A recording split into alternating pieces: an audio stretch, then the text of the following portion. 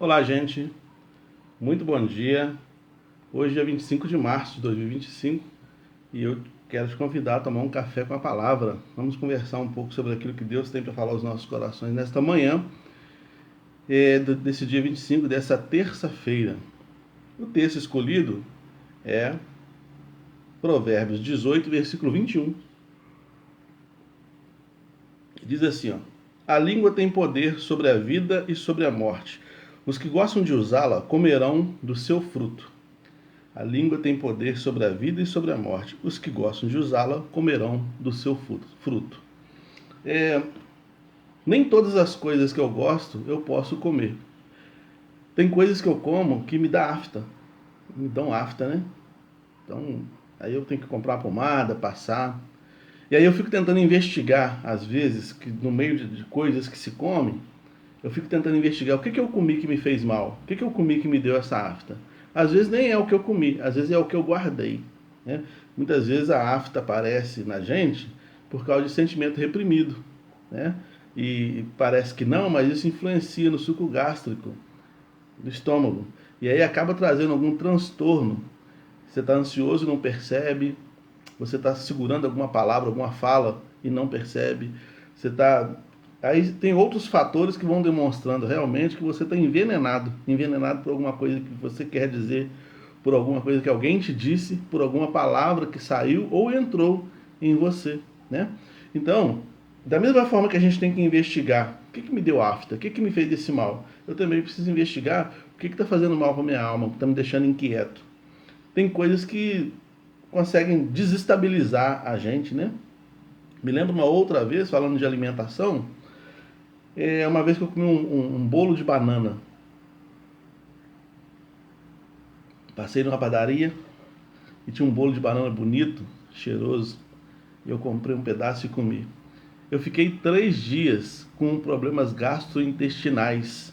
Problema sério. Eu perdi muito peso em virtude disso nesses 3 dias. Perdi peso, tudo que eu comia voltava. E eu tentando resolver o problema do meu intestino, do meu organismo, para voltar ao normal. Eu estava ficando fraco, só tomando soro o tempo todo. Até água, se eu colocasse na boca, voltava. Eu fiquei muito mal, muito mal. Eu achei que eu ia ter que precisar ser internado para resolver esse problema. Então tem coisa que a gente ingere que faz muito mal para a gente. Tem palavras que a gente ouve também que faz muito mal para a gente. Né? Vai colocando a gente numa situação de angústia profunda, né? Ou então gera em nós alguns sentimentos reprimidos, algumas coisas que a gente reprime. E segundo Freud explica, né? Segundo Freud, sentimentos reprimidos, eles não desaparecem, eles voltam de outra forma. Então eles provocam danos à saúde emocional, à saúde física. Aí você não consegue perceber ou não consegue analisar por que você está perdendo sono, né? Por que eu não consigo dormir direito? Por que eu não estou conseguindo me alimentar direito? Por que eu estou sem ânimo para viver? Tem coisa que a gente escuta que tira o ânimo da gente viver, né? Por que eu estou com tanta irritabilidade, né? Por que eu estou com essa tristeza profunda e constante? Por que eu estou com esse problema de saúde, né? Dor de cabeça, problemas gastrointestinais. São as somatizações, né? É o corpo sofrendo por coisas que você introjetou, deixou lá dentro, não elaborou essas coisas e elas estão ali te fazendo mal. Por isso que o texto aqui diz, Provérbios 18, 21, a língua tem poder sobre a vida e sobre a morte. Ela tem poder de dar vida e morte. Ela gera. Né? Nesse momento, eu quero usar a minha língua, eu quero estar usando a minha língua para produzir vida, né? Trazer um pouco de reflexão, um pouco de análise, para eu me analisar, você se analisar e perceber se não há coisas aí dentro que estão guardadas dentro de você que está te provocando um mal-estar emocional, um mal-estar espiritual, uma prostração, né? Às vezes provoca uma prostração, uma indisposição de fazer qualquer coisa, um cansaço mental, um isolamento social, né? Uma falta de energia.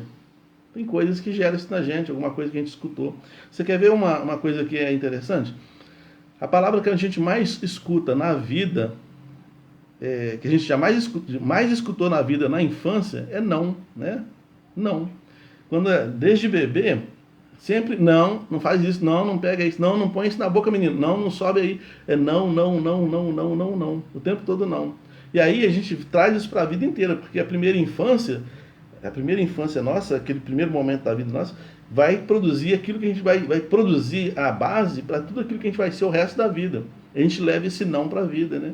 Então a gente, por que tantas vezes a gente não tem disposição para encarar um empreendedorismo, por exemplo, para encarar um sonho? O meu sonho é fazer uma faculdade, mas já não. Mas ecoa na sua mente aqueles nãos da infância, né?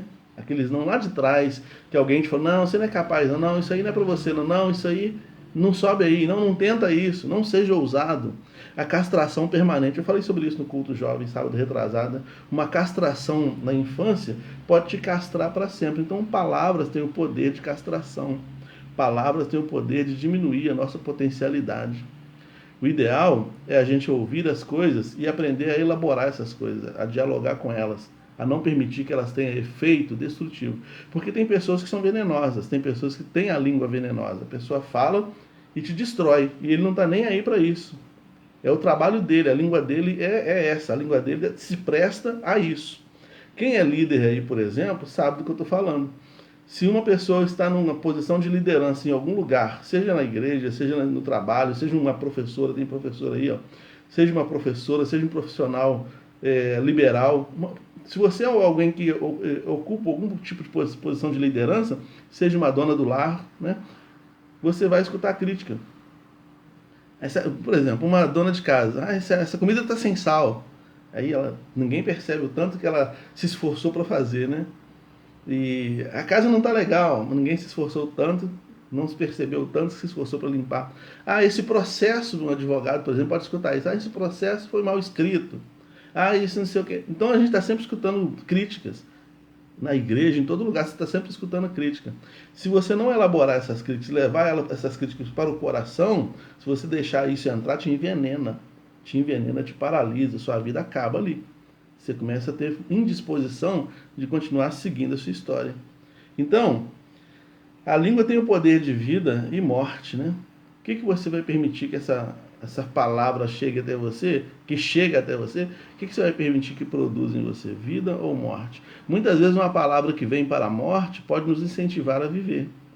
Os irmãos de Davi, por exemplo, criticaram ele no campo de batalha, dizendo que ele era inadequado para estar ali, só levando a marmita para eles na guerra. Você é inadequado para estar aqui. A Bíblia diz que Davi passou por eles e foi em busca de informação com pessoas que tinham uma língua diferente, tinham um falar diferente. Então, às vezes, a gente tem que desviar de pessoas que têm língua mortal, né? Ou então, utilizar o que a gente escuta, como uma ferramenta que vai nos dar disposição de provar o contrário. Entende? Provar o contrário.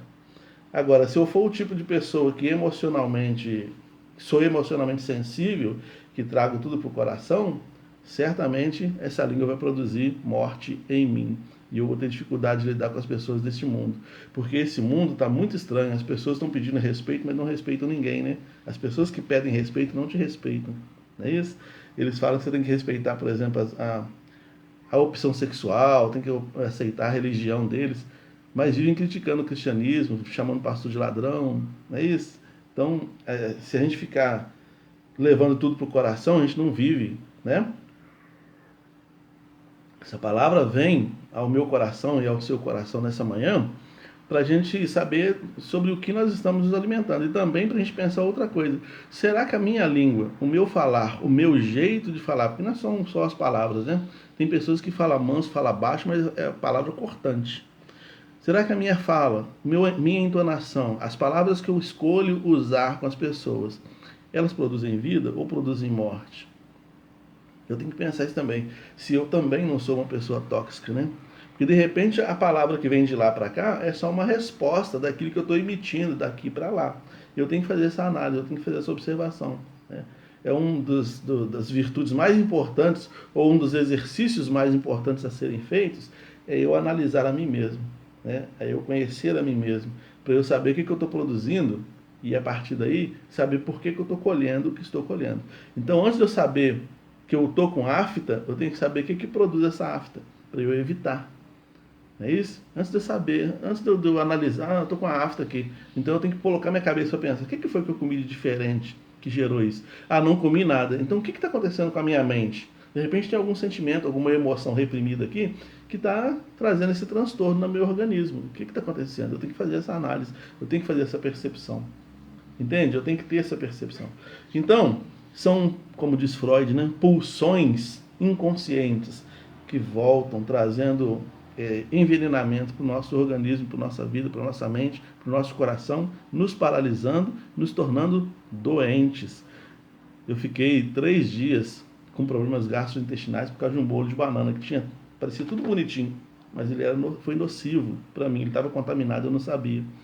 Então, às vezes acontece isso conosco, né? Uma palavra vem, ela vem bonita, ela vem suave, vem tranquila, mas aí você vai meditando sobre ela, você vai percebendo que ela está envenenada. Toma cuidado com isso, para não te destruir.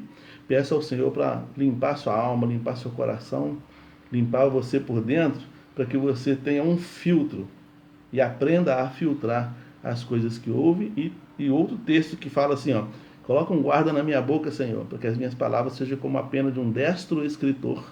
A Bíblia fala sobre isso. Então, para que também a minha língua também não seja nociva às pessoas. Que Deus nos abençoe e nos livre dos venenos que muitas vezes a vida nos coloca como prato para serem comidos. Que a gente tenha percepção, disposição, coragem para retirar esse veneno e se alimentar do alimento saudável. Deus te abençoe. Feliz terça-feira para você aí. Bom dia de trabalho para você. E a gente se encontra amanhã às 7:20, se você puder estar aqui e se Deus assim nos permitir.